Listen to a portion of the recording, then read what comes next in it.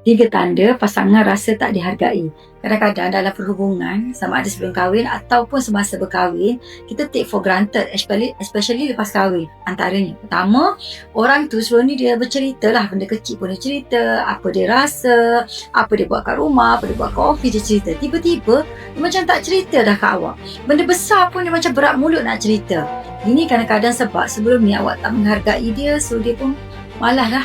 Bila dah macam ni, tanda-tanda perhubungan bukan setakat tak dihargai. Bermula tak dihargai, dia akan membawa kepada masalah dalam hubungan.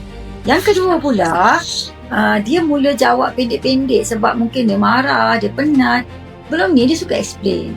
Dia suka cerita. Dia suka cuba nak buat sesuatu kan.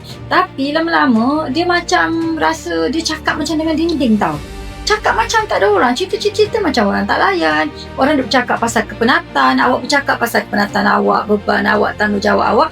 Akhirnya dia kata, yalah, it's about him, it's not about me, it's about her, it's not about me. Dan lama dia buat tahu. Sebab apa? Dia rasa tidak dihargai.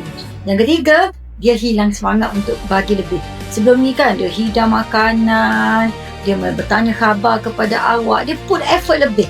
Tapi lama-lama kan dia biasa-biasa. Kalau awak tanya pun dia rasa macam okey, terima kasih, okey, macam tu je, tak ada apa-apa. Kenapa dia hilang semangat? Sebelum ni dia dah buat, tapi awak tak pernah menghargai.